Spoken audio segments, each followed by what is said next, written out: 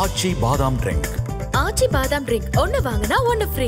Periyar Maniammai institute of science and technology, Thanjavur. The world needs you. Doctor Srivarmas, அனைத்து நோய்களுக்குமான குணம்.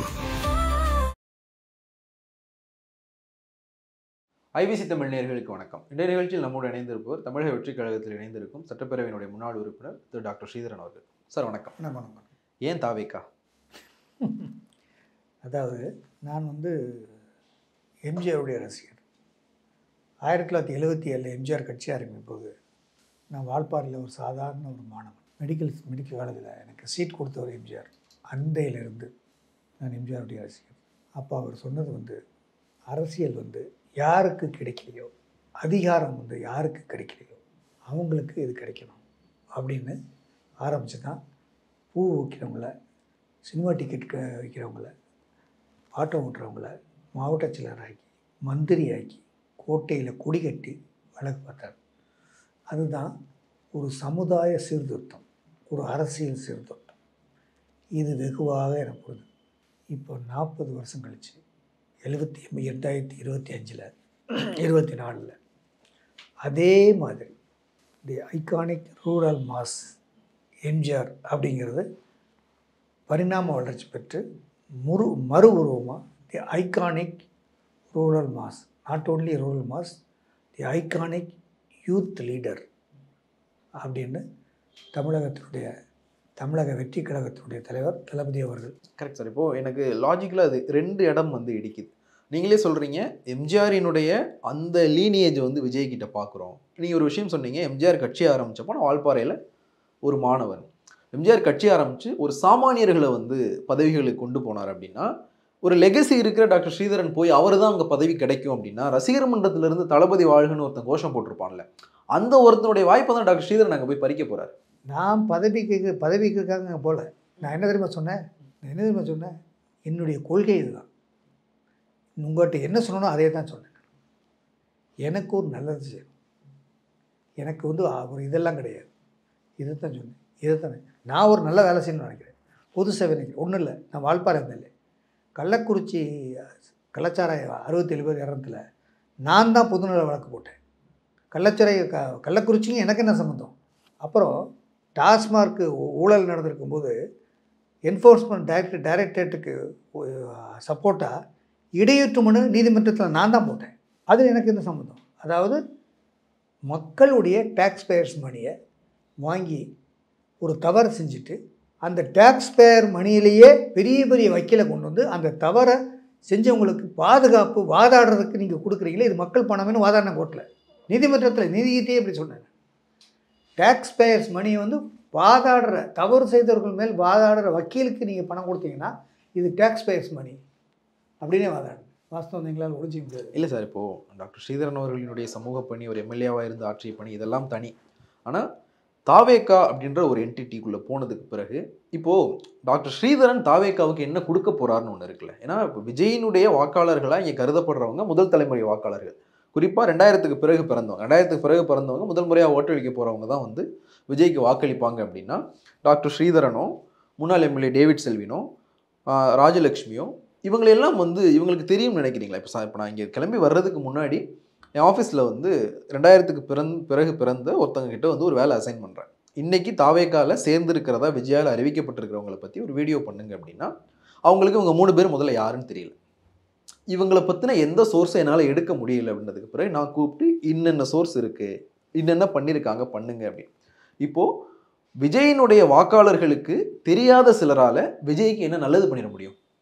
அப்படி இல்லை, உங்களுக்குன்னு ஒரு அனுபவம் இருக்குது, உங்களுடைய அனுபவம், எக்ஸ்பீரியன்ஸ், பட்டறிவு. அண்ணாதுரை தான் சொல்லுவார், படிப்பறிவை விட பட்டறிவு மேலும்பார். நீங்கள் ஒரு எக்ஸ்பீரியன்ஸ் இருக்கும்போது எங்களுடைய அந்த களப்பணிகளை அந்த கட்சிக்கு உதவும் இல்லையா? அது அவங்களுக்கு தெரியும் இல்லையா? இல்லை சார், இப்போது டேவிட் செல்வின் கடைசியாக எப்போ எம்எல்ஏவாக இருந்தார்? 96 2001 இருந்தார். நீங்கள் கடைசியாக எப்போ எம்எல்ஏவாக இருந்தீங்க? 91-96 இருந்தீங்க. ராஜலட்சுமி 2011-16 இருந்தாங்க. இருங்க சார், இப்போது எக்ஸிஸ்டிங் பார்ட்டிஸில் வாய்ப்பு கிடைக்காம அங்கே டேவிட் செல்வின் 2014 அதிமுகவில் போய் சேர்றாரு. 2021 திருப்பி திமுகவுக்கு வரும்போது என்ன சொல்கிறாருன்னா, அங்கே ஆளுமையே இல்லை அதிமுகவில், தளபதி தான் தமிழ்நாட்டை வந்து வழிநடத்த முடியும் அப்படின்னு சொன்னவர் இன்னைக்கு இந்த தளபதிட்ட வந்திருக்கிறார். எக்ஸிஸ்டிங் பொலிட்டிக்கல் பார்ட்டிஸ்ல இடம் கிடைக்காதவங்க, எக்ஸிஸ்டிங் பொலிட்டிக்கல் பார்ட்டிஸ்ல அவங்கள வந்து பிளேஸ் பண்ணிக்க முடியாதவங்களை தாவேக்கால சேர்றது மூலமா தாவேக்காவுக்கு என்ன பலன் கிடைக்கும்னு சொல்லுங்க சார். கரெக்டாக சொல்றீங்க. அதாவது இடம் கிடைக்கிறதுக்காக நான் இங்கே வரல, மற்றவங்கள பற்றி தெரியாது. நான் தான் திராவிட முற்போக்கு மக்கள் கட்சின்னு ஒரு கட்சியை நடத்திட்டு இருந்தீங்க. எஸ். அதாவது அரசியல் கட்சி வந்து எதுக்கு எலெக்ஷன் கமிஷனில் வந்து நீங்கள் வந்து ஒரு கட்சி ஆரம்பிக்கணும்னா நீங்கள் ஒரு கொள்கையை சொல்லணும், வாட் இஸ் ஒரு பாலிசி அப்படின்னு எலெக்ஷன் கமிஷனில் இன்டர்வியூ பண்ணுவாங்க. அதை சாட்டிஸ்ஃபை பண்ணால் தான் உங்களை ரிஜிஸ்டர் பண்ணுவாங்க.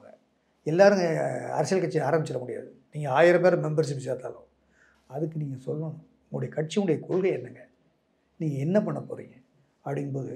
ஸோ எனக்கு வந்து யாரும் கட்சியும் கொடுக்க வேண்டாம், எனக்கு பதவியும் கொடுக்க வேண்டாம், என்கிட்ட ஒரு கட்சி இருக்குது, அதில் நான் தான் நிறுவன தலைவர். ஆனால் இல்லை சார், இப்போ உங்ககிட்ட இருக்கிற ஒரு கட்சியை கலைச்சிட்டு போய் விஜய் கலைச்சிட்டு போய் நான் கேட்கல. அதாவது நான் அந்த கட்சியில் ரிசைன் பண்ணிவிட்டு நான் அந்த கட்சியில் போய் சேர்றேன். அப்போ இந்த கட்சி எப்படி இருக்கும், அதில் அங்கே செட் ஆகலாம், இங்கே வந்துடுவீங்களா திருப்பி? எது அப்படி கிடையாது, அந்த மாதிரி ஆள் இல்லை நான். அப்படின்னா வேறு கட்சி எத்தனை 40 வருஷமாக அதிமுகவில் இருக்குங்களா, எந்த எம்எல்ஏ இருந்தேன், அதுக்கு பிறகு எத்தனையோ வாய்ப்புகள் எனக்கு கூட்டணி இல்லை சார். எனக்கு நீங்கள் சொல்லிடுறேன், நீங்கள் இந்த டிபேட்டை பற்றி பேசுனீங்க. நான் ஒரு டிபேட் ஷோவினுடைய ப்ரொடியூசராக இருந்திருக்கேன், உங்களை டிபேட்டு கூப்பிட்டுருக்கேன். உங்களை வந்து அதிமுக முன்னாள் எம்எல்ஏன்னு போட்டு இரட்டை இலை சின்னத்தை உங்கள் பேரு கீழே நாங்கள் போட்டிருந்தப்போ ஏடிஎம்கேலேருந்து அவருக்கு அந்த மாதிரி போடாதீங்கன்னு வந்ததுக்கு பிறகு தான் உங்களை நாங்கள் அரசியல் விமர்சகர்னு மாற்றணும். அதுக்கப்புறம் தான் நீங்கள் தனியாக ஒரு கட்சி ரிஜிஸ்டர் பண்ணி, உங்களுக்கு ஞாபகம் இருக்குன்னு நினைக்கிறேன். நான் சேனல் பேரை சொல்ல முடியாது, உங்களுக்கு ஞாபகம் இருக்கும் எந்த சேனல்னு சொல்லிட்டு. ஸோ நீங்கள் சொல்கிறீங்க வாய்ப்பு இருக்குன்னா, ஆனால் நீங்கள் உங்களை வந்து அதிமுகன்னு அடையாளப்படுத்தப்படக்கூட விடாமல் நீங்கள் தடுக்கப்பட்டீங்க. ஸோ நீங்கள் என்னன்னா, ஒரு I'm sorry to say this, அரசியலில் ஒரு தங்களுடைய முகவரியை இழந்திருந்தவங்களுக்கு தாவேக்கா ஒரு முகவரி கொடுத்துருக்கா, அதனால தாவேக்காவுக்கு என்ன பலன்? அப்படி அவங்க எடுக்கிறது இல்லை. அப்படின்னா எத்தனை பேர் அவங்க சேர்த்துருக்கலாமே. அதாவது இன்டர்வியூ பண்ணி தான் நம்முடைய ப்ரொஃபைலை கேட்டு தான் வாங்குறாங்க. அதில் வந்து கேட்டுட்டு நம்மளுடைய விசாரிக்கிறாங்க. எல்லாம் சும்மா கொடுத்துட மாட்டாங்க. யாருமே நீங்கள் கொடுத்துருவீங்களா? கொடுக்க மாட்டீங்க. உங்களுடைய ஒரு கம்பெனி ஆரம்பிக்கிறீங்க, ஒருத்தர் வந்து வேலைக்கு சேர்க்குறீங்க, அவருடைய பேக்ரவுண்ட் என்ன, அவருடைய கேலிபர் என்ன, அதனால் நமக்கு என்ன பயன், அவர் வந்து நல்லா ஒர்க் பண்ணுவார். நான் அந்த பயன் தான் சார் கேட்குறேன். இப்போது தாவேக்காவில் இங்கே இருக்கிற குற்றச்சாட்டு, நீங்கள் தாவேக்கா மேலே இருக்கிற விமர்சனமாக இல்லை அங்கே இருக்கிற ஒரு போதாமையாக சொல்லப்படுறது, விஜய் ஒரு மாஸ் லீடர், அவர் வந்து ஒரு மாஸான ஃபேஸ், விஜயினுடைய கரிஷ்மா இங்கே எல்லாருக்கும் தெரியும். செகண்ட் லெவல் லீடர்ஸ் யார், 2ஆம் கட்டத்தில் நீங்கள் யார் நிறுத்த போகிறீங்க? இப்போ வந்து அண்ணாவோ எம்ஜிஆரோ அவங்க கட்சி தொடங்கி தமிழ்நாட்டில் பெரிய அளவில் போனாங்கன்னா, அண்ணாவுக்கு பின்னாடி நாவலர் இருந்தார், கலைஞர் இருந்தார், ஈவிகே சம்பத் இருந்தார், ஒரு பெரிய படையணி இருந்தது. எம்ஜிஆருக்கு பின்னாடி நாஞ்சில் மனோகரன் இருந்தார், கே கிருஷ்ணசாமி இருந்தார், அங்கே ஒரு படையணி இருந்தது. விஜய்க்கு பிந்தைய அந்த படையணி யார் அப்படிங்கிற கேள்வி இங்கே எழுப்பப்பட்டுக்கிட்டே இருந்தப்போ அதுக்கு அவங்க சொல்கிற பதில் டாக்டர் ஸ்ரீதரன், டேவிட் செல்வின், ராஜலட்சுமி, இவங்களால களத்தில் என்ன தாக்கத்தை ஏற்படுத்த முடியும்னு சொல்லுங்கள். வெயிட் அண்ட் சீ. நீங்கள் எதான் பார்க்க போகிறீங்க, நாங்கள் என்ன தாக்கத்தை ஏற்ற போகிறோம், நாங்கள் என்ன பரப்புரை பண்ணுறோம், அதை பார்க்க தான். இல்லை சார், இப்போ நீங்கள் சொன்னீங்க இல்லையா, ஒரு கம்பெனியில் நீங்கள் ஒருத்தர் எடுக்கிறீங்கன்னா, ஆமாம், ப்ரீவியஸ் ரிசல்ட் இல்லை, ப்ரீவியஸ் ரிசல்ட் என்ன, நான் எப்படி பணியாற்றுவேன், என்னுடைய பேக்ரவுண்ட் என்ன, என்னுடைய திறமை என்ன அப்படிங்கிறது. நான் ஒரு ஃபுட்பால் பிளேயரு, என்னுடைய கேலிபர் எப்படி விளையாட முடியும் எனக்கு தான் தெரியும். அதை வந்து இன்னொரு பிளேயருக்கு தான் தெரியும், இவர் எப்படி என்ன நேக்கில் ப்ளே பண்ணுவார். இன்னொரு பிளேயர் யார் இங்கே? சார் விஜய் அரசியலுக்கு புதுசாக அரசியல் எப்படி அரசியலுக்கு புதுசாக ஒரு அரசியல் தெரியாதவங்க ஒரு கட்சி ஆரம்பிக்க முடியாது சார். எல்லாருமே அதெல்லாம் பண்ணலாம் சார், அது பண்ண முடியாது, நிற்க முடியாது. எல்லாருமே கண்டிப்பாக அதெல்லாம் தவறானது. உங்கள் கருத்தில் நான் உடன்படுறேன். அதாவது ஒரு டிட்டர்மினேஷன் இல்லாதவங்க, ஒரு இலக்கு இல்லாதவங்க, ஒரு இலக்கை அடைய முடியும்னு நம்பிக்கை உள்ளவங்க, ஒரு சமுதாயத்தை மாற்ற முடியும்னு ஒரு புதுநலம் உள்ளவங்க, அவருக்கு எப்போ வந்து இவ்வளோ சம்பாதிக்கிறாரு, எதுக்கு இங்கே வரணும், அவருக்கு இல்லாத புகழா, அவருக்கு இல்லாத பாப்புலாரிட்டியா? அங்கேயுமே டவுட் இருக்குது. அதாவது இது வருங்க, பத்திரிகையாளர்களோ ஒரு நெரட்டிவை செட் பண்ணி அதுக்கு சாட்டிஸ்ஃபை பண்ணுறதுக்காக கட்சி தொடங்குறதில்ல. யாருமே ஒரு கட்சி தொடங்குறாங்கன்னா அவங்களுக்கும் ஒரு ஆப்ஜெக்டிவ் இருக்கும், ஒரு விஷன் இருக்கும். என்ன ஆப்ஜெக்ட்? ஒரு விஷன் இருக்கும். என்ன விஷன்? அவர் தான் சொல்கிறாரு. அதாவது ஒரு வெற்றிடத்தை, அதாவது ஒரு அரசியலில் வந்து ஒன்று செய்கிறத சொல்லுங்கள், சொல்கிறத செய்யுங்க. நீங்கள் முடியும்னா முடியும்னு சொல்லுங்கள், அதை சொல்லுங்கள். அதை செய்கிறதில்ல, நீங்கள் எது மிஸ்லீட் பண்ணுறீங்க? மக்களை திசை திருப்பாருங்க, மக்கள்கிட்ட என்ன சொல்கிறீங்களோ அதை செய்யுங்க. அதே பெரிய அரசியல். அதைத்தான் அவர் செய்கிறார். இந்த மாதிரி மக்களை வந்து திசை திருப்பாங்க, நீங்கள் வழிபடுறீங்க. அதாவது என்னைக்கு ஒரு தலைவன் அல்லது ஒருத்தர் மக்களின் வழிகளை தன் வழி என்று உணர்கிறாரோ அந்த நிமிடத்திலிருந்து அவர் தலைவர். அவர் அரசியல் கட்சி தலைவர்களாக ஏதோ ஒரு மக்கள் தலைவர் தான். ஸோ அந்த வகையில் வந்து எத்தனையோ நடிகர்கள் இருக்காங்க, எத்தனையோ பேர் இருக்காங்க இந்தியாவில். அவங்க வந்து எல்லாருமே வந்து நடிகை வந்து அரசியல் கட்சி ஆரம்பிச்சுறாங்க. யார் வேணா ஆரம்பிக்கலாம். இல்ல யார் யார் வேணா யார் வீட்டுக்கெல்லாம் வருமான வரித்துறை ரெய்டு போதோ அவங்க எல்லாம் கட்சி ஆரம்பிக்கிறாங்க. அவரான இல்ல நீங்க உங்களை இருங்க சார், இருங்க சார், ஏன்னா இதெல்லாம் let me finish. அதாவது let me finish. இன்னைக்கு உங்களை சேர்த்து அந்த அறிக்கை வந்தது இல்லையா, அதுல ஃபர்ஸ்ட் பேர் யார் பேர் இருந்தது? இந்த பேஜ் அந்த அறிக்கையில முதல் பேர் யார் பேர் இருந்தது? யார் பேர் நேரத்தில் ஒரு ரிட்டையர்ட் ஐஆர்எஸ் ஆபீசர், சமீபத்துல விஆர்எஸ் வாங்குற ஐஆர்எஸ் ஆபீசர் பேர் இருந்தது இல்லையா? கரண்ட்ல இருந்தவர் சார், கரண்ட் ஆபீசர். கரெக்டா 5 வருஷத்துக்கு முன்னாடி அவர் தான் விஜய் வீட்டு கதவை தட்டி உள்ள ரெய்டுக்காக போனவர். அவருக்கு அதாவது கரண்ட்ல ஆபீசரா இருந்து அவர் ரிசைன் பண்ணிட்டு வந்திருக்காரு. ஆமா ஆமா, அவர் 5 வருஷத்துக்கு முன்னாடி 5 வருஷத்துக்கு அவர் ஒரு வேலை செய்யறாரு. 5 வருஷத்துக்கு முன்னாடி அவரு தான் விஜய் வீட்டு கதவை தட்டிட்டு உள்ள ரெய்டுக்கு போனவர். சரி, ஓகே, அதனால என்ன, அவரு ஒரு வேலையை செய்யறாரு. அப்போ அவர் செஞ்சாரு, இப்போ வந்து அவர் செய்யறாருன்னா வரக்கூடாதுன்னு இருக்கா? அது என்ன லாஜிக் எனக்கு புரியல. ஏன் வரக்கூடாதான்னு கேட்குறேன். நான் உங்கள்கிட்ட தான் கேட்குறேன், ஏன் வரக்கூடாதா? நான் வந்து அன்றைக்கி போலீஸ் ஆஃபீஸராக இருந்தேன், இன்றைக்கி இருந்தாலும் ஒரு கட்சியில் ஒரு அங்கத்தினர் இருக்குன்னு வச்சுங்க. ஏன் வரக்கூடாதா? என்ன ரெஸ்ட்ரிக்ஷன்? அது என்ன தார்மீகத்துக்கு மீறினது? அதுதானங்க ஜனநாயகம். எல்லாருக்கும் எல்லாமே. அதாவது நான் கேட்ட கேள்வி உங்களுக்கு உண்மையிலேயே புரியலையா? அதாவது என்ன புரியல? நான் புரிஞ்சு தான் பேசுகிறேன். அதாவது ஒருத்தர் வந்து அவர் வீட்டு கதவை தட்டினார், ஆஃபீஸராக இருந்து ரெய்டுக்கு போனார். இன்னைக்கு அவர் வந்து இந்த கட்சியை பிடிச்சி இங்கே வராரு அப்படின்னா என்ன அர்த்தம்? அவர் வந்து இல்லை, ரெய்டு போனது தான் கட்சி ஆரம்பிச்சதுக்கே காரணம்னு சொல்கிறாங்க. இது ரெய்டு போனது தான், அந்த ரெய்டு நடந்தது தான் இங்கே கட்சி தொடங்கப்பட்டதுக்கே காரணம்ன்றது அக்யூசேஷன். அதுதான் நான் சொல்கிறேன். இப்போ தான் அதான் சொல்கிறேன், ஒரு அரசியல்வாதியை சொல்கிறேன். தமிழகத்தில் பத்திரிகை துறை வந்து பொதுமக்களுடைய நலனில் நல்லது எது கெட்டது எதுன்னு எடுத்து சொல்கிறதா பத்திரிகை தர்மம். ஆனால் ஒரு நெரேட்டை செட் பண்ணி தமிழக வெற்றி கழகத்தை ஓரம் கட்டுறதுக்குன்னு பத்திரிகை ஜனநாயக நாட்டு சார் இருங்க. ஜனநாயக நாட்டில் நீங்களும் கட்சி ஆரம்பிக்கலாம், யாரும் கட்சி ஆரம்பிக்கலாம். அது எல்லாத்துக்கும் உரிமை இருக்குது. அதுதான் ஜனநாயகம். இது மக்களாட்சி. மக்கள் பணி செய்யறதுக்கு யாரையும் சர்டிஃபிகேட் வாங்க வேண்டியதில்லை. அதனால் அவர் ஆஃபீஸராக இருந்தார், இப்போ வந்துட்டாருன்னா அவருக்கு பிடிச்சிட்டு வர்றாரு, அவரை வரவேற்க வேண்டியது. அவர் செய்கிறாருன்னா அவருக்குன்னா அப்ரிஷியேட் பண்ணணும். அவர் வந்து அத்தனை ஒரு பதவி பின்ன பென்ஷன் இருக்குது, அதெல்லாம் விட்டுட்டு இந்த கட்சியில் வந்து செயல்படுறாருன்னா அதை அவருடைய விருப்பம், அதை வரவேற்கணும். ஐயா வராரு, எதுக்கு வராருன்னு அதுக்கு ஒரு இது பண்ண முடியல சார். நான் இது அரசியல். இங்கே நான் வர்ற வரைக்கும் இந்த கேள்வி கேட்குற எண்ணமே எனக்கு இல்லை. ஆனால் நீங்கள் சொன்னீங்க இல்லையா, எம்ஜிஆர்ட்ட அந்த லெகசி இவர்கிட்ட இருக்கு. ஆமாம், எம்ஜிஆர் கட்சி ஆரம்பிச்சோம் இந்த குற்றச்சாட்டுகள் இருந்தது. எது எம்ஜிஆர் கட்சி சொன்னாங்களே, வருமான வரித்துறை இருந்தது. வருமான வரித்துறை பாக்கி எம்ஜிஆர் வச்சிருக்காருன்னு பிரணாப் முகர்ஜி நாடாளுமன்றத்திலே சொன்னார் சார். எம்ஜிஆர் கட்சியில் இருக்கவங்கலாம் விசிலடிச்சா குஞ்சுகள் தான் சொன்னாங்க. இல்லை நான் அதுக்கு போல விஜய் வீட்டில் இப்போ நான் ஒரு ரெய்டு சொன்னேன் இல்லையா, அந்த காலகட்டத்தில் நான் முன்னாடி வேலை பார்த்த ஒரு தொலைக்காட்சியில் ஒரு தொகுப்பு பண்ணியிருந்தேன். தமிழ்நாட்டில் எப்போவெல்லாம் ரெய்டுகள் பெரிய அளவில் பேசப்பட்டது, அந்த ரெய்டுகளினுடைய அவுட்கம் என்னவாக எல்லாம் இருந்தது அப்படின்னு சொல்லிட்டு, எம்ஜிஆர் மேலே நடந்த ரெய்டுகளினுடைய அவுட்கம் என்னவா இருந்ததோ அதே அவுட்கம் விஜய் மேலே நடந்த ரெய்டினுடைய அவுட்கமாகவும் இருக்கு சார். அரசியலே உங்களுக்கு தெரியலன்னு நினைக்கிறேன். அவர் வந்து என்னன்னா, வெரி குட், இங்கே பாருங்க சொல்லுங்க, அவர் வந்து பொது சேவையில் சேர்ந்து அந்த நீட்டில் பிறந்த அந்த அனிதா அம்மா வீட்டுக்கு போய் வீட்டில் இருந்து தன்னுடைய அவர் இருக்க ஸ்டேட்டஸுக்கு அவர் இருந்து அது போய் பண்ணுறாருன்னா அவருக்கு பண்ணி அவருடைய மன்றத்தை வந்து மக்கள் மன்றமாக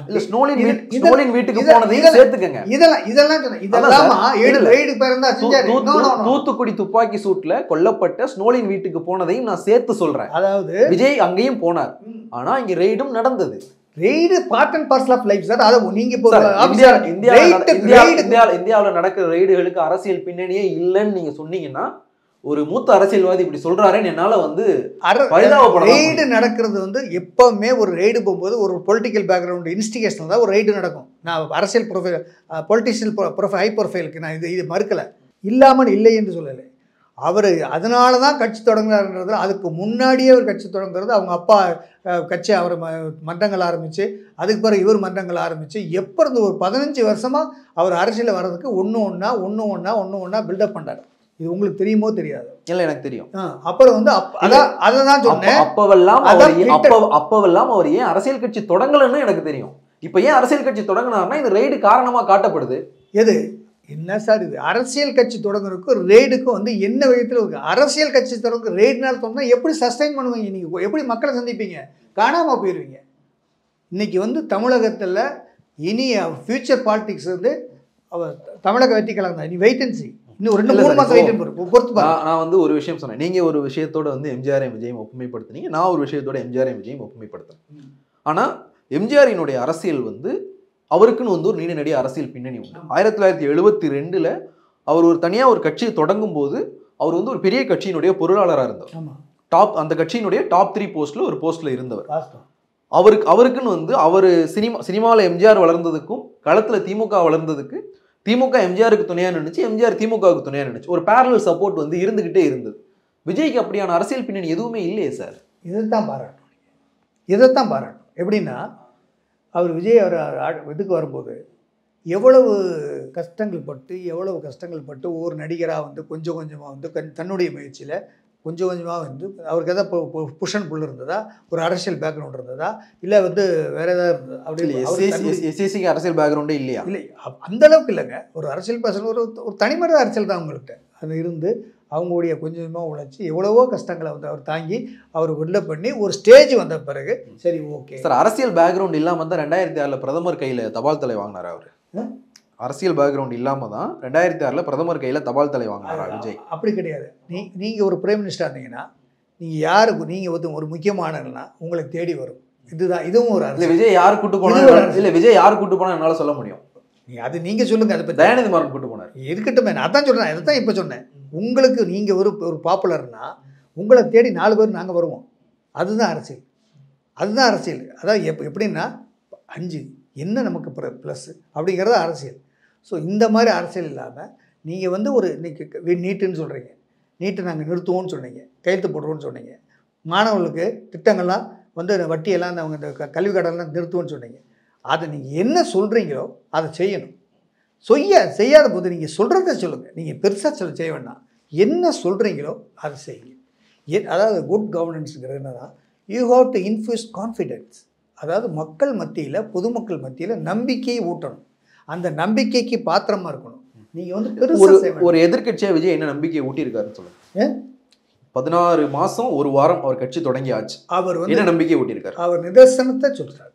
நிதர்சனங்கிற உண்மையை சொல்கிறார். நான் என்ன சொல்கிறேனோ அதை செய்வேன். அந்த நிதர்சனத்தை மக்கள்கிட்ட கொண்டு போய் சேர்ப்பார். அந்த நிதர்சனம் மக்கள் நம்பிக்கைக்கு உரியதாக இருக்கும். 2026 அதனுடைய வெளிப்பாடு வாக்காக மாறும். இல்லை சார், இப்போது ஒரு வாக்காளர், நான் ஒரு வாக்காளர், நான் தமிழ்நாட்டினோட எனக்கு வந்து ஓட்டு இருக்குது. நான் தாவேக்காவுக்கு ஓட்டு போடணும்னா ஏன் போடணும்? நல்ல கேள்வி. இன்றைக்கி இருக்க வாக்காளர்களில் ஒரு கல்ட் பாலிடிக்ஸ்லேருந்து மாறி ஒரு analyse politics, pros and cons அலசுற அளவுக்கு சமூக ஊடகங்கள் வளர்ந்ததுக்கு பிறகு இன்றைக்கி வந்து ஒவ்வொரு விஷயங்களும் சாதாரண குடிமக்கள் வரைக்கும், சாதாரண மனிதர்களுக்கும் அவங்களுடைய ஆய்வு பண்ணுறதுக்கும், அனலைஸ் பண்ணுறதுக்கும், அதை திறனாய்வு பண்ணுவதற்கும் இன்றைக்கி ஒரு வாய்ப்பு இருக்குது எல்லாருக்கும், எல்லா வாக்காளருக்கும். ஆகவே வாக்காளர்களில் 30% வாக்காளர்கள் நடுநிலை வாக்காளர்கள், எந்த கட்சியும் சாராத வாக்காளர்கள். அவங்க வந்து எந்த கட்சியும் இல்லை. ஸோ இது வருஷம் 5 வருஷத்துக்கு ஒரு தடவை இந்த நடுநிலை வாக்காளர்களில் 15%, 12% 15% வாக்காளர்கள் தான் ஓட்டு போட வருவாங்க. மீதி 15% ஓட்டு போடவே வர மாட்டாங்க. இந்த 15% வாக்குகள் தான் ஒரு ஆட்சியை தீர்மானிக்கக்கூடிய டிசைடிங் ஃபேக்டராக இருக்குது. இது என்னுடைய அனுபவத்தில் நான் பல எலெக்ஷனில் பார்த்ததில் நான் பார்க்குறேன். ஸோ இப்போ 2026 இந்த நடுநிலை வாக்காளர்கள் ஒரு 20% வாக்காளர்கள் வரைக்கும் தமிழக வெற்றி. இந்த கேள்வி இன்னும் கொஞ்சம் கூர்மைப்படுத்துகிறேன். விஜயினுடைய கொள்கைகள், அவர் அந்த மாநாட்டில் நானும் இருந்தேன், அந்த மாநாட்டில் அவர் சொன்ன கொள்கைகள் எல்லாமே வந்து திராவிடமும் தமிழ் தேசியமும் என்னுடைய 2 கண்கள் அப்படின்றார். ஒரு பக்கம் வந்து மாநில சுயாட்சி பேசுகிறார், ஆளுநருக்கு எதிராக பேசுகிறார். இந்த விஷயங்கள் எல்லாம் வந்து விஜயை விட திமுக நல்லா பேசுகிறாங்க. அவங்க வந்து ஒரு ஆளுநருக்கு எதிராக ஒரு வழக்கை வந்து இந்தியாவினுடைய அரசியலமைப்பு சட்டத்தில் கிரே ஏரியாவாக இருந்த ஒரு விஷயத்துக்கு போய் ஒரு தீர்ப்பு வாங்கிட்டு வராங்க. இன்னொரு பக்கம் தமிழ் தேசியம் வந்து என்னுடைய ஒரு கொள்கை அப்படின்றார். அதை இவரோட சீமான் நல்லா பேசுகிறார். இப்போ கமலுக்கு ஒரு பிரச்சனை வந்தப்போ கூட, திரைத்துறையை சார்ந்தவராக இருந்தப்போவும் விஜய் கிட்ட இருந்து ஒரு வார்த்தை கூட வரல. ஆனால் சீமான் வந்து கமலுக்கு பின்னாடி நிற்கிறார். இவருடைய கொள்கையை வந்து இவர் சொல்கிற விஷயத்த இவரோட அவங்க 2 பேரும் நல்லா பண்ணும்போது நான் ஏன் இவர்கிட்ட போகணும்? இது உங்களுடைய இன்ஃப்ளூயன்ஸ் இல்லை சார். நீங்கள் சொன்னீங்களே அந்த அனாலிசிஸ், அது இல்லை. தமிழ்நாட்டு வாக்காளர்களை அவ்வளவு ஈஸியாக எடை போட்டுறாதீங்க. ஆமாம், தமிழ்நாட்டு வாக்காளர்கள் எல்லாத்துக்குமே இந்த விஷயம் தெரியும். விஜய் பேசுகிற விஷயத்த விஜயோட நல்லா இவங்க 2 பேரும் பேசுகிறாங்க, அவர் விட அவருக்கு நல்லா 2 பேரும் பண்ணுறாங்கன்னா ஆல்ரெடி எக்ஸிஸ்டிங் ஆட்கள் போதுமே. நான் உங்கள்ட்ட என்ன கேட்டேன்னா, ஏன் நான் தாவேக்காவை சூஸ் பண்ணுறதுக்கு நீங்கள் ஒரு காரணம் சொல்லணும்னு கேட்டேன். நீங்கள் வந்து எனக்கு இருக்கிற காரணத்தை இன்னும் வலிமைப்படுத்திருக்கீங்க. விஜய் ஏன் வேணான்னு சொல்கிறதுக்கான காரணத்தை தான் வலிமைப்படுத்தி. இல்லை, அதாவது என்னென்னா, நீ அப்படி பண்ணக்கூடாது. அதாவது நான் என்ன சொல்கிறேன்னா, நிதர்சனமான நேர்மையான, சொல்கிறத சொல்லபடி, உள்ளபடி மிகைப்படுத்தாமல், பாசாங்க செய்யாமல், சந்தர்ப்பத்திற்காக அரசியல் பேசாத ஒரு தலைவர் புதுசாக வந்திருக்காரு. இதுதான் எனக்கு தேவை. இல்லை, அவரும் சந்தர்ப்பத்துக்கு இல்லை சார். விஜயினுடைய நீங்க சொன்னீங்க, அதாவது இல்ல எத்தனை முறை வந்து விஜய் அரசியலுக்கு வர்றதுக்கு முயற்சிச்சார்னு ஒன்று சொன்னீங்க இல்லையா? விஜயினுடைய அரசியல் நடவடிக்கைகள் வந்து நான் டைம்லைன் படி சொல்றேன், நான் டைம்லைன் படி சொல்றேன் சார். 2006 தயாநிதி மாறனை விஜய் ஒரு பேட்டி எடுத்தார் டெல்லியில வச்சு. அதுக்கு பிறகுதான் அந்த தபால் தலை வெளியீட்டு விழா நடந்தது. அந்த தேர்தல் அப்போ விஜய் திமுகவில் சேர போறாருன்னு நிறைய பத்திரிகைகள் எழுதுச்சு. அதுக்கு பிறகு 2008-09 காலகட்டத்தில் ராகுல் காந்தியை போய் சந்திக்கிறார். இலங்கை தமிழர்களுக்காக உண்ணாவிரதத்தில் உட்கார்றாரு. 2011 வந்து இவர் படத்துக்கு ஒரு பிரச்சனை வந்தப்போ ஜெயலலிதா போய் பார்க்கிறார். திருப்பி ஜெயலலிதாவாலே ஒரு படத்துக்கு ஒரு பிரச்சனை வந்தப்போ சைலண்ட் ஆகிறார். 2014 வந்து மோடியை போய் பார்க்கிறார். ஸோ ஒரு நிலை இல்லாத அரசியல் பயணமாக தானே அவருடைய பயணம் இருந்திருக்கு. அப்படி இல்லை, அப்படி நீ பார்க்க இல்ல, அதுவே சந்தர்ப்பவாதம் தானே சார். காவலன் படத்துக்கு பிரச்சனை வந்தப்போ ஜெயலலிதா பக்கம் நின்று திமுகவை எதிர்த்தார். அதே ஜெயலலிதாவால தலைவா படத்துக்கு பிரச்சனை வந்தப்போ ஒரு அமைதியா இருந்தார், மோடியை போய் பார்த்தார். இதுவே சந்தர்ப்பவாதம் தானே. அவருடைய தொழிலுக்காக தான் அவருடைய அரசியல் நிலைப்பாடுகளை அவர் மாத்திருக்காரு. இது மக்கள்ன்றது விஷயம் எங்க வந்தது? ஒரு போட்ல, ஒரு கடல்ல வந்து ஒரு போட்ல நம்ம இருக்கிறோம். அதை எப்படி கரை சேர்க்கணும், எப்படி நம்ம நின்னுக்கணும், நம்ம சஸ்டைன் நம்ம எப்படி சஸ்டைன் பண்றோம்? Survival of the fittest. அவருடைய சர்வைவலுக்காக தன்னுடைய அரசியல் நிலைப்பாடுகளை மாத்திருக்காரு. சர்வைவல் ஆஃப் தி ஃபிட்டஸ்ட் கிடையாது, சஸ்டைன் பண்றது. அது வேற, சர்வைவல் ஆஃப் தி ஃபிட்டஸ்ட் ரெண்டும் ஆப்போசிட். நீ சஸ்டைன் பண்ணி போய், அதான் சார் அவருடைய சஸ்டைனபிலிட்டிக்காக அவர் தன்னுடைய அரசியல் நிலைப்பாடுகளை மாத்திருக்காரு. நான் சொல்லல, டாக்டர் ஸ்ரீதரன் சொல்றாரு. இல்ல நீங்க தப்பான வார்த்தை. அதாவது சஸ்டைன் பண்றதும் சர்வைவல் ஆஃப் தி ஃபிட்டஸ்டும் டிஃபரெண்ட் மீனிங். சஸ்டைன் பண்றது இருக்க நான் சொல்லி முடிச்சிடறேன். சஸ்டைன் பண்ணா உங்களுக்கு புரியல. சஸ்டைன் பண்ணுறதுனா நெளிவு சுழிவை பார்த்து, ஏற்ற இடங்களை பார்த்து, மேடு பள்ளங்களை பார்த்து, தட்பவெப்பங்களை பார்த்து, அதுக்கு தகுந்த மாதிரி அக்காமடேட் பண்ணிட்டு, மெடிக்கலை சொன்னால் ஒரு ரிசப்டர் மாதிரி சுருங்குற இடத்துல சுருங்கி, விரிகிற இடத்துல விரிங்கி, வெயிட் பண்ணுற இடத்துல வெயிட் பண்ணி, வியாபிக்கிற இடத்துல வியாபிக்க பண்ணுறது தான் சஸ்டைனபிலிட்டி. நீங்க கொஞ்ச நேரத்துக்கு முன்னாடி சொன்ன சந்தர்ப்பம் இருங்க சார். இல்ல கொஞ்ச நேரத்துக்கு முன்னாடி சந்தர்ப்பவாதம் ஒரு வார்த்தை சொன்னீங்க. சந்தர்ப்பவாதம் இல்ல, அதை மேலே எழுதி இது எல்லாத்தையுமே கீழே எழுதலாம். டெஃபினிஷன் கிடையாது, அது உங்க மீனிங். நாங்கள் படித்ததில் எங்கள் மீனிங் இதுதான். அதாவது சஸ்டைன் பண்ணுறதுன்னா ஒரு கட்டத்தில் எப்படி அந்த சூழ்நிலைக்கு ஏற்ப, அந்த நிலைமைக்கு ஏற்ப, நம்முடைய திறமைக்கு ஏற்ப நம்ம அந்த காலத்தில் எப்படி போகணும் அப்படிங்கிறது பண்ணி பட்டறிவு பட்டு அண்ணாதுரை சொன்ன மாதிரி பட்டறிவு பட்டு எக்ஸ்பீரியன்ஸ் பண்ணி, பை வெர்ச்சி ஆஃப் எக்ஸ்பீரியன்ஸ் என்ன பண்ணலாம், எப்படி பண்ணலாம், இந்த மாதிரி ஒரு இது ஒரு செட்பேக் வந்துச்சுன்னா அதை எப்படி தடுக்கிறது, அதனுடைய இவென்ச்சுவாலிட்டி எப்படி இருக்கும், அதை வந்து இந்த பின்னாடி எப்படி போகும், இதை கன்சால்டேட் பண்ணுறது தான் ஒரு ஃபீல்டு எக்ஸ்பீரியன்ஸ். கன்சால்டேட் பண்ணி தான் அவருடைய அறிக்கைகளில் வந்து மத்திய அரசு எதிர்க்கிற அறிக்கைகள்லையுமே கூட பாஜகன்ற பேரே வராமல் வந்துகிட்டு இருக்கு இல்லையா? ஏன் பாஜக அதாவது நீங்க ஒரு பத்திரிக்கையாளர் ஒரு செட் பண்ணி நீங்க பாஜக சொல்லக்கூடாது இல்ல சார், சொல்லக்கூடாது, அப்படி செட்டெல்லாம் பண்ணணும். வன்மையா கண்டிக்கிறேன். நீங்க எனக்கு தெரியும், உண்மைதான், எனக்கு தெரியும், நீங்க கண்டிச்சுக்கோங்க. இல்ல அது நீங்க சொல்லலாம், அது நாங்களே சொல்லணும். நீங்க சொன்னீங்கன்னா அதை ஏற்றுக்கணுமா? கிடையாது, அது கிடையாது. நீங்க சொன்னா அதை ஏற்றுக்கணுமா? அதாவது நாங்களும் தான் அரசியலில் பேசுகிறோமே, நாங்களும் தான் களத்தில் பார்க்குறோமே. ஏன் நீங்கள் சொல்கிறதா அவருக்கு வந்து இந்த வாய்ப்பு இருக்கக்கூடாது? எல்லாரும் வந்து வரட்டுமே. என்ன இவங்களுக்கு என்ன பட்டாவா போட்டு கொடுத்துருக்கு? நல்லா செய்யணும், உண்மையை சொல்லிட்டு வாக்கு கட்டுப்போம். அதான் நானும் சொல்கிறேன், உண்மையை சொல்லிட்டு வாங்க. உண்மையை சொல்லிட்டு வரல, அதைத்தான் வர்றாரு. உண்மை உண்மையை சொல்லிட்டு வர பேட்டியை நான் நிறுத்திடுவேன். இது பேசக்கூடாது, ஐ டோன்ட் லைக் இந்த மாதிரி பேட்டி பேச காண்டவர்ஸ். பேட்டி நிறுத்துறது எனக்கு இந்த மாதிரி கேள்வி கேட்டா பிடிக்காது. அதாவது இது என்னன்னா தனி மனித தாக்குறது கூட. நீங்க கொள்கையை பேசுங்க, கொள்கை அரசியல் பேசுங்க. நீங்க பத்திரிக்கையாளர் பேசுங்க, அரசியல் பேசுங்க. பத்திரிக்கையில வந்து என்னன்னா உங்களுடைய கொள்கை என்ன, தாவாக்காவோட கொள்கை என்ன, தலைவருடைய கொள்கை என்ன நான் சொல்றேன். அதை நீங்க ஏத்துக்கலன்னா ஏத்துக்குங்க, ஏத்துக்காட்டா ஏத்துக்கிட்டு போங்க. அதான் நான் சொல்ல முடியும். உங்களுடைய நாலேஜ், உங்களுடைய பதிலுக்கு நான் பதில் சொல்ல முடியாது. நீங்க கேள்வி முடிக்கவில்லை. இல்ல நீங்க கேட்கிற கேள்விக்கு நான் பதில் சொல்ல முடியாது. That is wrong. ஏங்கிட்ட இதெல்லாம் சொல்லக்கூடாது. I don't like it. இல்ல ஒரு 2 வாரத்துக்கு முன்னாடி விஜய் பேர்ல ஒரு அறிக்கை வெளியாகுது. தமிழ்நாடு முதலமைச்சர் நிதி ஆயோக் கூட்டத்தில் கலந்து உங்க பாயிண்ட் வர கேள்வியே முடிக்கலையே. நீங்க இத கேள்வி முடிக்கிற முன்னாடி பதில் சொன்னீங்க, எப்படி பதில்? அதாவது நீங்க பதில் தப்பா வரும் சார். நீங்க கேள்வி முழுசா படிச்சு தான் பதில் என்ன கேட்க போறீங்கன்னு சொல்றேன். அதாவது இருமொழி கொள்கைன்னு சொல்றீங்க. நான் சொன்ன அந்த கேள்வி நான் அதை கேட்க வரல. நீங்க அதை தான் கேட்க போறீங்க. நான் அது கேட்க வரல சார். உங்களுடைய நாட்டு நடப்பு சொல்றேன். நான் அது கேட்க வரல. இருமொழி கொள்கைன்னு சொல்றீங்க. இருமொழி கொள்கையை சொல்றாங்க, திணிக்கிறாங்க மத்திய அரசு. என்ன சொல்றாங்க? இல்ல மத்திய அரசு மும்மொழி கொள்கையை திணிக்கிறாங்க. மும்மொழி கொள்கை திருப்பாங்க. என்ன சொல்றாங்க? இருமொழி கொள்கையை கண்பானுங்க, ஒரு மொழியை விருப்ப பாடமாக படிங்கன்னு சொல்கிறாங்க. அதுக்கு வித்தியாசம் இருக்கா இல்லையா? இதுவே நீங்கள் பேசுங்களேன், அதையே இருமொழி கொள்கைன்னு சுருக்குறீங்க. இப்படித்தான் சார். நான் அந்த கேள்வியே கேட்க வரல. இதுதான் எக்ஸாம்பிள். நான் அந்த கேள்வியே கேட்க வரல. இருக்கோ அதை சொல்லிட்டு அதை சொல்லுங்க. இது மாதிரி கேள்வியே கேட்க, அதைத்தான் எக்ஸாம்பிள். மிகைப்படுத்துறது, அந்த கேள்வியே கேட்க வரல.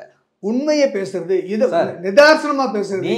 இந்த அரசியல் இருந்தா தமிழக வெற்றி கழகம் வேறுபடுது. அதாவது உண்மையை பேசுறாங்க, உள்ளதை பேசுறாங்க. இதைத்தான் நாங்க செய்வோம். இருங்க சார், நான் கேள்வியை கேட்டுறேன். 2 வாரத்துக்கு முன்னாடி விஜய் பேர்ல ஒரு அறிக்கை வருது. தமிழ்நாடு முதலமைச்சர் நிதி ஆயோக் கூட்டத்தில் கலந்துக்கிட்டார், இவர் வந்து பாஜக விலை போயிட்டாருன்னு சொல்லிட்டு ரொம்ப கடுமையான வார்த்தைகளை பயன்படுத்தி ஒரு அறிக்கை வெளியிடுறார். அந்த அறிக்கையில் வந்து ஒரு லைன் இருக்கு, பாஜக ஆளாத மாநிலங்களை சார்ந்த முதலமைச்சர்கள் இந்த கூட்டத்தை புறக்கணித்திருக்கிறார்கள் சொல்லிட்டு. அங்க பகவந்த் மான் சிங் இருந்தார், பஞ்சாபினுடைய முதலமைச்சர், ஆம் ஆத்மி கட்சியை சேர்ந்தவர். ஹேமந்த் சோரன் இருந்தார், இமாச்சல் பிரதேசத்தை ஆட்சி செய்கிற காங்கிரஸ் கட்சியினுடைய முதலமைச்சர் இருந்தார். தெலுங்கானாவை ஆட்சி செய்கிற காங்கிரஸ் கட்சியினுடைய ரேவந்த் ரெட்டி இருந்தார். இது எப்படி உண்மையாகும்? அந்த வரி பொய் இல்லையா? சரி, யார் கொடுத்தது இந்த அறிக்கை? விஜய் கொடுத்த அறிக்கை. சரி, இப்போ அதுக்கு என்ன உண்மை சொல்றாங்க? நீங்க இது உண்மை இல்லையே. அதான் என்ன உண்மை இல்லது? அதாவது ஒரு அரசியலில் வந்து சிலது சொல்கிறாங்க, அதுக்கு வந்து ஆங்கிலத்தில் அட்ஜெக்டிவ்னு சொல்லுவாங்க. அதாவது மெஜாரிட்டி தான் எடுக்கணும். எப்படின்னா ஸ்ட்ரென்த் ஆஃப் மெஜாரிட்டின்னு சொல்லுவாங்க. எப்படின்னா ஒரு உதாரணம் போது நிறுத்து பார்த்து 0.5 இது குறைஞ்சிருக்கு, இது 0.5 கம்மியாக இருக்குது, இந்த 0.5 கம்மியாக இருக்கனால இது கம்மி, அப்படி சொல்கிறதில்ல அரசியல். ஒரு பை அண்ட் லார்ஜில் தான் சொல்லுவாங்க. ஒட்டுமொத்தமாக வந்து 4 முதலமைச்சர் வரல, 4 முதலமைச்சர் நான் பிஜேபி அவங்க வந்தாங்க அப்படின்னு கணக்கு போட்டுலாம் சொல்ல முடியாது அரசியலில் வந்து பை அண்ட் லார்ஜாக தான் சொல்கிறது. அதுதான் அரசியலுடைய ஸ்டேட்மெண்ட். தனியாக வந்து உங்களுக்கு குட்டு மதிப்பாக வந்து ரிசர்ச் பண்ணுற மாதிரி இது வந்து 0.5% கம்மியாக இருக்குது, இது 5% கம்மியாக இருக்குது அப்படின்லாம் வந்து அரசியலில் சொல்ல முடியாது. பை அண்ட் லார்ஜாக சொல்லுவோம். அதாவது ஜென்ரல் கான்சஸ், அது பேர் தான் ஜென்ரல் கான்சஸ். ஒரு ஒட்டுமொத்தமான ஒரு தரவு அப்படி தான் பார்க்கணும். அதுலலாம் வந்து ஒன்று வந்து பிரித்து எனக்கு புரியுதுங்க. நீங்கள் சொன்ன அதாவது நீங்கள் இப்படி பார்க்கணும், இப்படி பேச மாட்டாங்க அரசியலில். அதாவது கான்சஸ் தான் சொல்லுவாங்க, மெஜாரிட்டி அப்படி தான் பேசுவோம். அதை நீங்கள் எப்படி தான் இன்ஃபர்ட் பண்ணி மெஜாரிட்டின்னு பார்த்தாலும் எதிர்கட்சி ஆளுகிற பெரும்பான்மையான முதலமைச்சர் இந்த கூட்டத்தில் கலந்துக்கிட்டு இருந்தாங்க. என்ன சொல்கிறேன்னா, நான் சொல்கிறேன், நீங்கள் சொல்கிறது ஒன்று தான் நான் சொல்கிறேன். என்ன சொல்கிறேன்னா, நான் பிஜேபி சீஃப் மினிஸ்டர் கலந்துக்கிட்டு இருந்தாங்க, அதை ஏன் மறைச்சி சொல்லிட்டீங்கன்னு தான் உங்கள் குற்றச்சாட்டு இல்லையா? நான் என்ன சொல்கிறேன், பை அண்ட் லார்ஜ் ஜென்சஸ் பெருவாரியான இதில் வந்து முதலமைச்சர்கள் நான் பிஜேபி முதலமைச்சர் கலந்துக்கிறாங்க அரசியலில் இருந்து ஸ்டேட்மெண்ட் கொடுப்பாங்க. இல்லை சார், நிறுத்தி சொல்ல முடியும். 4 பேர் வந்திருக்காங்க, 10 பேர்ல 4 பேர் வந்திருக்காங்க, 6 பேர் அப்படி. பாஜக அல்லாத மாநிலங்களை சார்ந்த பாஜக அல்லாத கட்சிகள் ஆளுங்க சார், மாநிலங்களை சேர்ந்த பெரும்பான்மையான முதலமைச்சர்கள் அன்னைக்கு அந்த கூட்டத்துக்கு போயிட்டாங்க. புறக்கணிச்சவங்க தான் மைனாரிட்டி. அன்னைக்கு நீங்க சொல்ற அந்த நிறுத்து பார்க்குற இதுவுமே அங்கே அடிபட்டு போகுது. எது? அதாவது ஒரு அரசியல் ஸ்டேட்மெண்ட் கொடுக்கும்போது, இப்போ நீங்கள் நான் ஸ்டேட்மெண்ட் கொடுக்குறேன், இருங்க, நான் இப்போ ஸ்டேட்மெண்ட் கொடுக்குறேன். நான் ஸ்டேட்மெண்ட் கொடுக்கும்போது நான் ஒரு ஃபீட்பேக் வாங்குகிறேன். நான் ஃபீட்பேக் வாங்கும்போது ஒரு அறிக்கையை நான் தயார் பண்ணுறேன். அந்த நிலைமையில் அந்த அறிக்கையை கொடுக்குறேன். இந்த அறிக்கையை கொடுத்தப்பறம் ஒரு 2 மணி நேரம் கழிச்சு இன்னும் 2 பேர் போயிட்டாங்கன்னா, எல்லாரும் போயிட்டாங்களே, நீங்கள் இப்போ அறிக்கை கொடுத்துன்னு கேட்க முடியாது. இல்லை, ஒரு 2 நாள் கழிச்சு தான் அறிக்கையை விட்டார். இதெல்லாம் எனக்கு தெரியாது. நான் அரசியலில் வந்து இதுதான் உங்களுக்கு ஸ்டேட்மெண்ட் கொடுக்கணும். ஒரு ஸ்டேட்மெண்ட் கொடுப்போம், கொடுத்துட்டு இந்த மாதிரி ஒரு ரிப்போர்ட் வந்துருக்குவா அப்படின்னு ஒரு ஸ்டேட்மெண்ட் ரெடி பண்ணி கொடுப்பாங்க. ஒரு 4 மணி நேரம் கழிச்சு இன்னொரு டெவலப்மெண்ட் வரும். அது ரீட்ராஸ்பெக்டிவாக சொல்ல முடியாது. அரசியலில் இதெல்லாம் வந்து ஒரு பெருசாக சொல்ல முடியாது. இப்படியெல்லாம் பார்த்தோம்னா அரசியலே பண்ண முடியாது. இல்லை சார், இப்போ நீங்க சொல்ற லாஜிக்கை நான் எங்க ஒத்துக்குவேன்னா, இல்ல நீங்க சொல்ற லாஜிக்கை நான் எங்க ஒத்துக்குவேன்னா, அந்த கூட்டம் நடந்து ஆரம்பிச்சது இல்லையா, ஆரம்பிச்ச 5வது நிமிஷம் விஜய் அறிக்கை விட்டுருந்தாரு. நீங்க சொல்ற லாஜிக் கரெக்ட். அவர் அந்த கூட்டம் முடிஞ்சு 24 மணி நேரம் கழிச்சு அறிக்கை விட்டார் சார். அப்போ வந்து ஒரு ஃபேக்சுவல் செக் பண்ணி ஒரு அறிக்கை கூட விடாதவங்க, இல்லை தெரிஞ்சே உண்மையை மறைக்கிறாங்கன்னா அவங்க உண்மையை பேசி அரசியல் பண்ணுறாங்கன்னு எப்படி சொல்ல முடியும்? நீங்கள் சொல்ல வேண்டாம் சார், மக்கள் சொல்கிறாங்க சார். அதாவது இப்போ நாங்களாம் எங்கே இருக்கு சார்? நான் என்ன சொல்கிறேன் சார், அப்போ நாங்கள் யார் சார்? மக்கள் இல்லாமல் நீங்கள் வந்து ஒரு பத்திரிக்கையாளரா திமுகவில் செய்கிற அத்தனையும் கரெக்டுன்னு நீங்கள் சொல்லிட்டு இருக்கீங்க இல்லையா? இது உங்கள் தார்மீக உரிமையா, உங்கள் தார்மீக தொட்டி சொல்கிறீங்க, அதையே சொல்ல மாட்டேங்கிறீங்க. ஏன் என்கிட்ட தான் சொல்கிறீங்க, நீங்கள் மக்களில் சொல்கிறது இல்லையே. நான் எப்போ சொன்னேன்?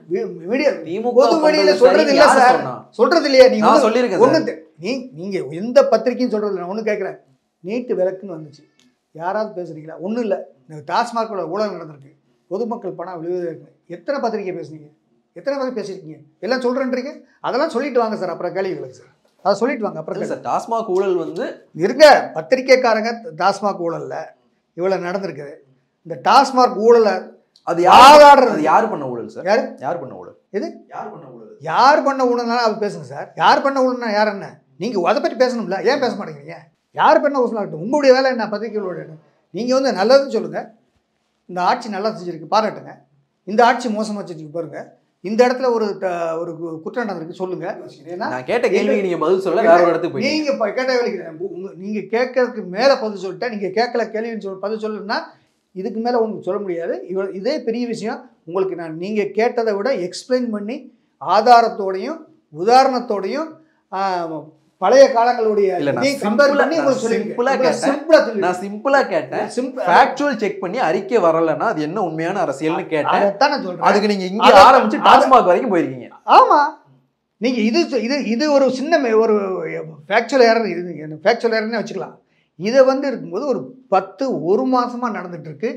இந்தியா முழுதும் பேசுறாங்க, தமிழ்நாடு முழுதும் சாதாரண பேசுறாங்க. ஒரு பத்திரிகையா இருந்துட்டு பத்திரிகையில வந்து இது என்ன உண்மையிலே எவ்வளவுதான் சார் ஊழல் நடந்துச்சு? அதுல உண்மையிலே எவ்வளவு ஊழல் நடந்துச்சு? நீங்க நல்லது கூட ஊழலே நடக்கலன்னு கூட சொல்லுங்க, அதையா சொல்லுங்க சார். இது வந்து ஊழல் நடக்கல, உச்சநீதிமன்றம் சொல்லலாம். அதுல உண்மையிலே எவ்வளவு ஊழல் நடந்துச்சு? அதே ஊழல் நடந்ததோ நடக்கலையோ, ஆனா உங்களுடைய வேலை நீங்க மௌனம் கேட்கறீங்க. நீங்களே மாத்தி பேசுறீங்களே. இப்போ இது நீங்களே மாத்தி பேசுறீங்க. என்ன மாத்தி பேசுறீங்க? ஊழல்னு ஆரம்பிச்சீங்க, ஊழல் நடந்துச்சா இல்லையான்னு சொல்றீங்க. ஊழலே இல்லன்னு நீங்க ஊழல், நான் ஊழல் தான் சொல்றேன். நான் தான் ஊழல்னு சொல்லி நான் வழக்கு போட்டுருக்கேன். நான் வழக்காடி அதுல நான் ஊழல் தான் சொல்றேன். ஆனா நீங்க ஊழல் அதே சொல்லுங்க. நான் ஒண்ணு கேட்டேன், உங்க ஸ்டாண்ட்ல உள்ளத சொல்லுங்க சார். ஊழல் யாரு பண்ணான்னு கேட்டாரு, நீங்க பதில் சொல்லுங்க. ஊழல் யாரு பண்ணா? எது அந்த ஊழல் யாரு பண்ணா? பத்திரிக்கையில வந்திருக்குல, பத்திரிக்கையில உங்களுக்கு தெரியாதா? அது யார் பண்ணா? போய் படிங்க, சொல்லுங்க யார் பண்ணா. போய் படிங்க சார். நீங்க தான் கேஸ் போட்டீங்க, நீங்க போய் படிங்க சார். அது தேவையில்லை. டைரக்ட் நீங்க கேஸ் போட்டு நீங்க நீங்க படிச்சுட்டு வாங்க. நீங்க சொல்லுங்க, படிச்சுட்டு வாங்க. நீங்க போய் படிங்க. நீங்க விளக்க கொடுத்துருக்காங்களா? இது வந்து இடி வந்து அறிக்கை கொடுத்துருக்குல, பேப்பர் அறிக்கை கொடுத்துருக்குல, படிச்சிருப்பீங்களா? அதுதான் பதில். இடி ஏன் உச்சநீதிமன்றத்தில் சொல்லல? இடி ஏன் உச்சநீதிமன்றத்தில் சொல்லல? விட்டாத்தானே சொல்லுவாங்க. டைம் கொடுத்தா தானே சார் சொல்லுவாங்க. டைம் கொடுக்கணும் சொல்லுவாங்க. டைம் கொடுத்தா தான் நீங்க சரி. இப்போ நீங்க கேஸ் போடுறீங்கல்ல சார், நீங்க சொல்லுங்க சார், அது யார் பண்ண ஊழல்? நீங்க கேஸ் போடுறீங்கல்ல, நீங்க ஒன் ஆஃப் த பார்ட்டில யார் பண்ண ஊழல்னு சொல்லுங்க. அரசாங்கம் பண்ண ஊழல். எந்த அரசாங்கம்? டாஸ்மார்க் பண்ண ஊழல். எந்த அரசாங்கம்? டாஸ்மார்க் பண்ண ஊழல் சார். டாஸ்மார்க் பண்ண ஊழல். அதனுடைய டீட்டெயில்ஸ் இனிமே தெரியும். நான் இன்னும் அதை இன்கம் பண்ணிட்டு இருக்கு. எந்த கட்சி செஞ்சாலும் சரி ஊழல் தான். அதை நான் ஒத்துக்கிறேன். பிகாம். நான் லாஸ்ட் கொஸ்டினுக்கு வந்துடலாம். இந்த விஜயனுடைய தமிழக வெற்றி கழகத்தை வந்து தொடர்ச்சியா பாஜக கூட்டணிக்கு அழைச்சிக்கிட்டே இருக்காங்க. அதுக்கு வாய்ப்பு இருக்கா? அது தலைமை தான் முடியும், நமக்கு தெரியாது. அதை பற்றி நமக்கு தெரியாது. ஒரு மூத்த அரசியல்வாதியா நீங்க தாவேக்கால இணைஞ்சிருக்கிறீங்க. தாவேக்காவினுடைய பயணம் வந்து உங்களுடைய அனுபவத்தோட சேர்த்து சிறந்த பயணமாக வாழ்த்துக்கள். உங்களுடைய இணையம் கருத்து வரைக்கும் மிக்க நன்றி. மற்றும் ஒரு நிகழ்ச்சியை சந்திக்கலாம். நன்றி, வணக்கம். ஆச்சி பாதாம் ட்ரிங்க். ஆச்சி பாதாம் ட்ரிங்க் ஒன்னு வாங்கினா ஒன்னு free. Periyar Maniammai Institute of Science and Technology, Thanjavur. The world needs you. Doctor Srivarmas. அனைத்து நோய்களுக்குமான குணம்.